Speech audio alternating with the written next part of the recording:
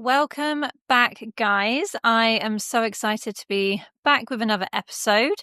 If you are watching this on YouTube, you might notice a higher quality, hopefully, than the previous episode. I've worked out how to connect my phone to Zoom.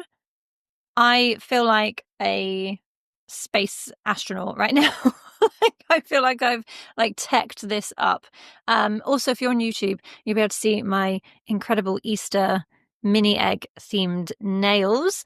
But if you are listening, then you are my OG listeners. Thank you so much. Thank you again for the positive feedback for the podcast being back, but also it returning as a video as well. So this episode is one that I have wanted to make for a little while. I work with students every week, right, in my membership, but also in group programs and one-on-one support. And a lot of our conversations are around essay writing. They're around essay grades and maybe why they're not as high as a student would hope for. You know, I quite often hear students say, I worked so hard for that essay. I put so much work in. I put so much hours in. I did so much reading. I found so much material. And this is my grade. And I can completely understand that frustration, right? You've worked hard. You feel like you've read the guidance, you've followed it, you've put your heart into that essay, and then you feel like the grade doesn't reflect that effort. Well, in this episode, I'm sharing the 2 reasons why your essay grades aren't as high as they could be. And I'm kind of going to go at this is my kind of approach of direct, but with love, right? So no judgment, but no fluff. Just this is the real reasons why your essay grades are not as high as you'd want them to be. And then obviously I'm going to share how you fix that. If this episode hits home, then I've got something coming up for you because I am going to be running a new training in May called the Essay Fix, which is designed to solve these 2 problems. So listen out for that. It's going to be workshops run in May, early May, but I'm going to be opening the doors, opening enrollment on April the 28th, Monday, the 28th of April. Is it Monday? Oh, okay. 28th of April, whenever that is. So there isn't a wait list or anything. But if you are on my Instagram or on my email list or, listening to this podcast, then you'll know about it and you'll be able to join on the 28th of April. Okay, let's get into this. So if you're getting grades in your essays that are not the top grade possible, right? If you're not getting 100%, if you're getting 65 or 72 or 80 or 88, you're getting that grade because there are still some boxes that you didn't tick, right? You obviously ticked a lot of boxes to be able to get the grade you got, right? Even if you're getting grades that are 40%, right? If you're just passing, then you're still ticking a number of boxes in the criteria to get that 40%, right?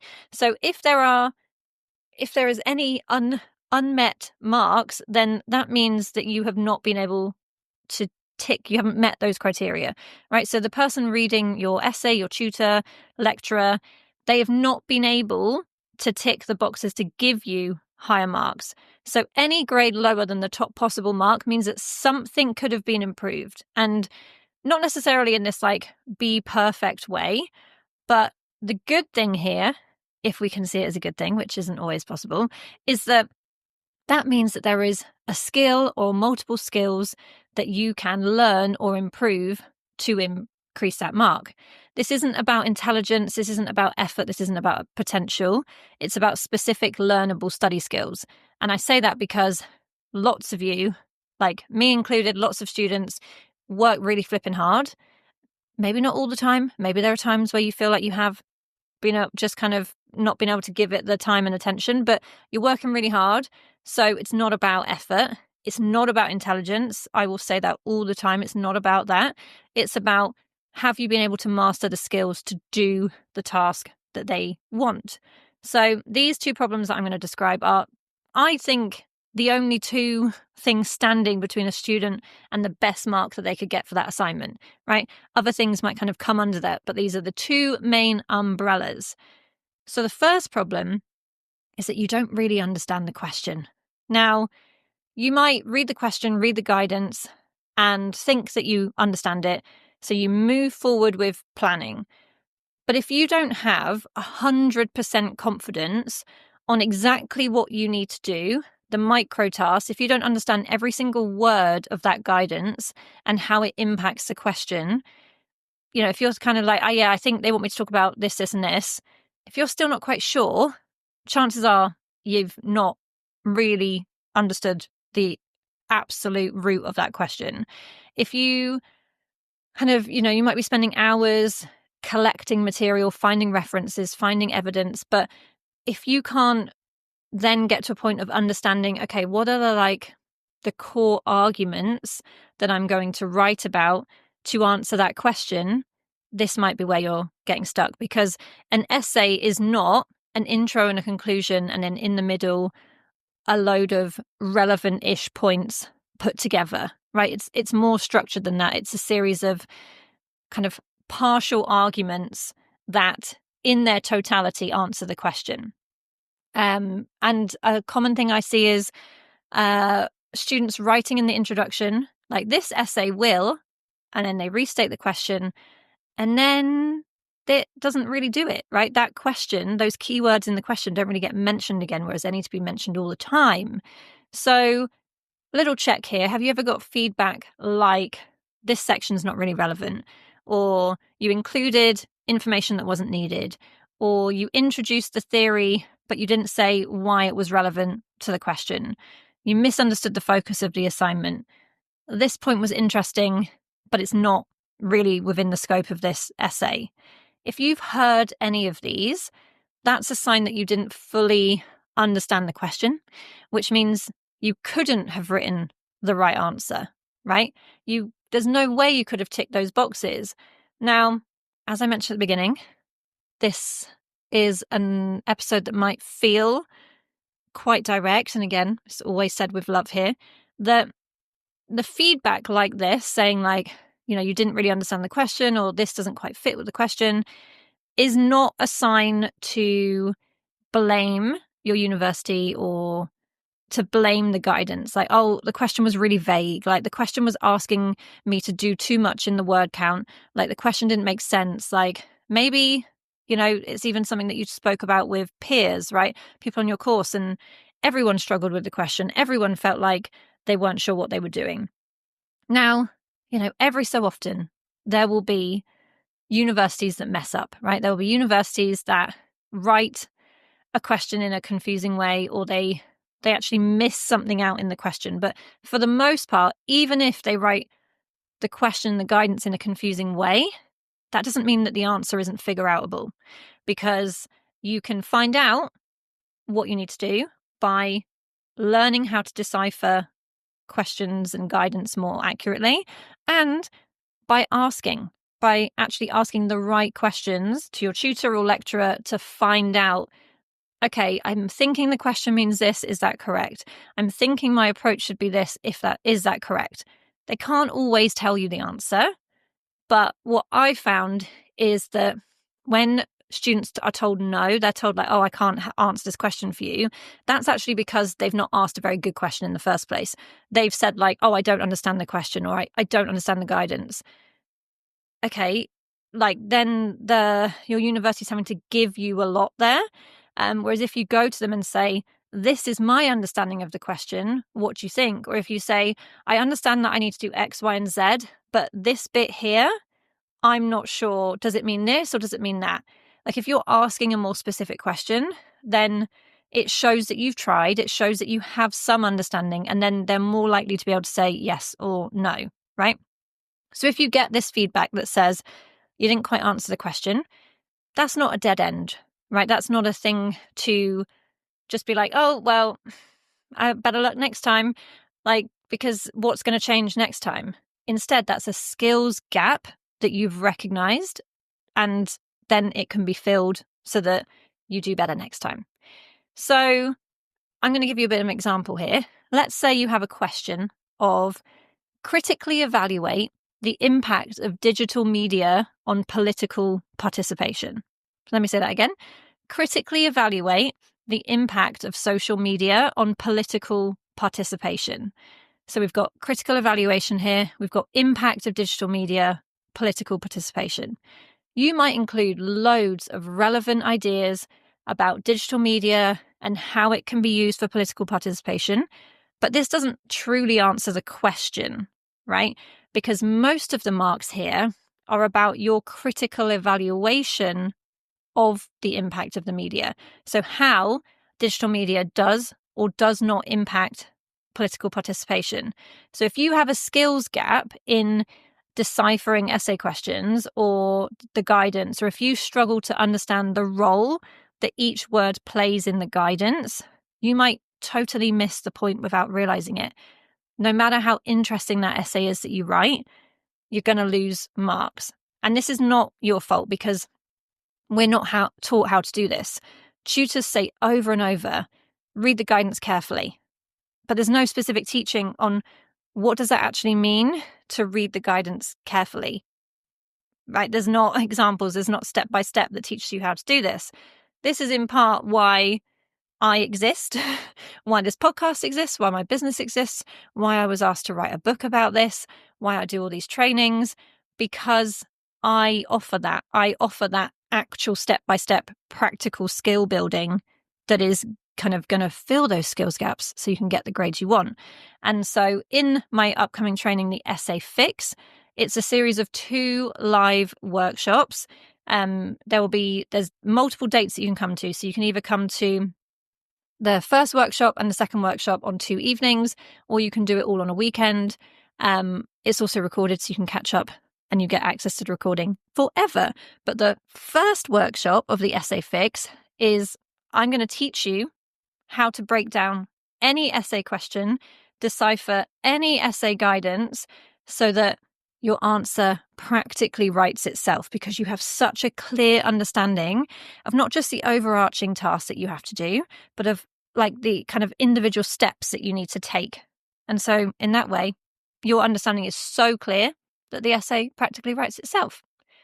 So that is that first problem, right, of not writing the right essay. Because again, you could have your tutor, lecturer on the edge of their seat because you've written the most interesting, compelling piece of writing ever. But if it doesn't 100% align with the guidance and the criteria that they have set, you're not going to get the marks that you could have got. So then the second problem is writing a better essay at the correct level.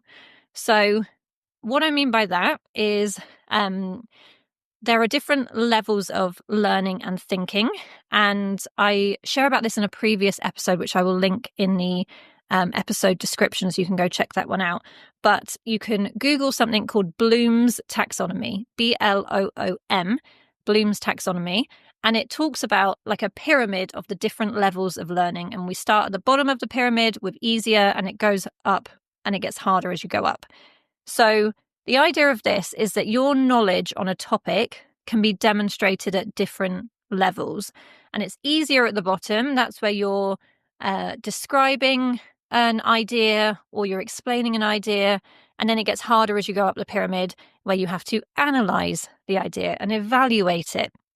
And so the common problems here is either students never reach the required level in an essay, right? If you are set an essay to critically evaluate a theory and you never actually get to the point where you are evaluating that theory, you are describing it, you're explaining it, you're bringing in evidence, you're bringing in examples, you're doing loads and loads of good stuff, but it's lower down on the pyramid. If you're never actually getting to a point where you're evaluating because you don't really know how, you've not been taught, you're going to lose out on so many marks, which is so frustrating, right?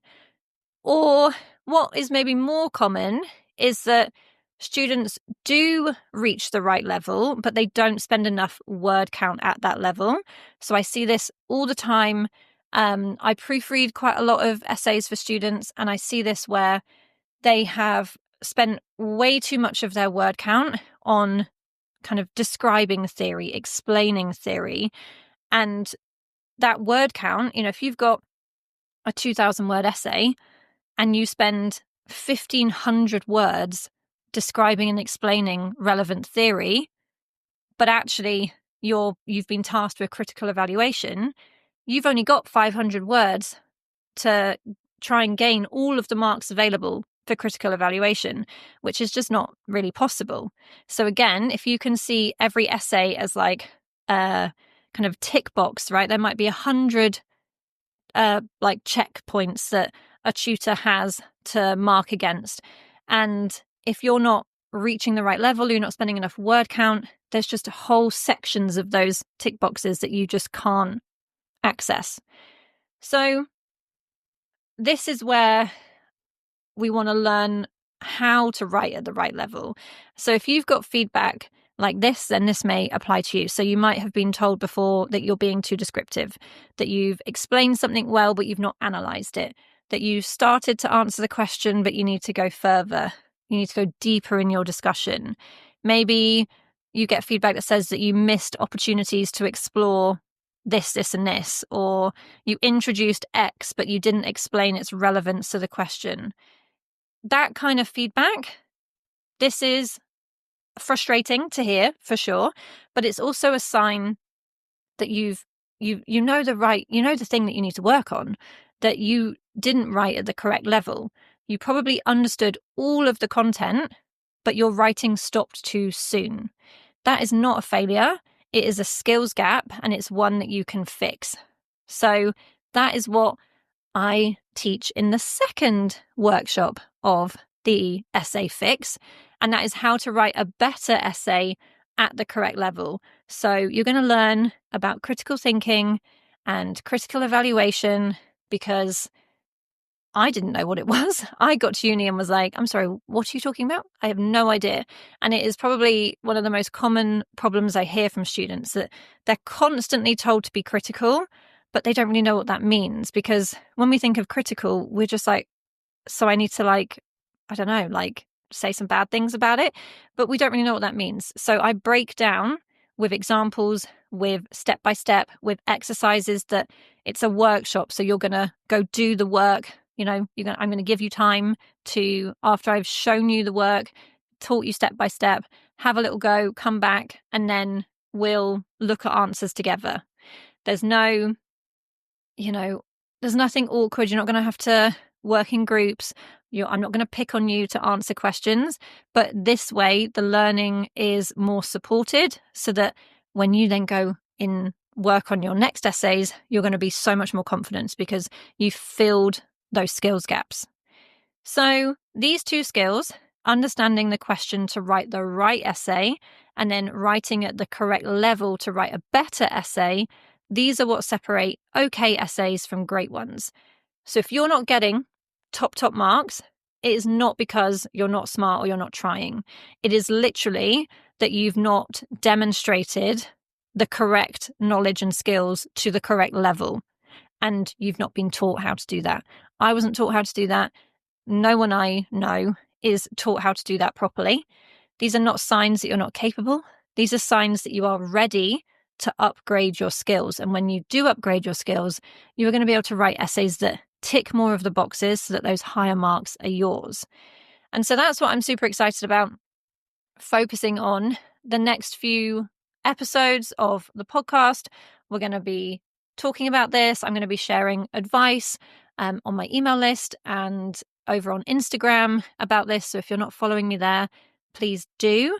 And then, as I mentioned, I'm going to be running these workshops. So I will be sharing more details, but enrollment will open on April the 28th. And it is 2 workshops with a load of other resources that are going to help you.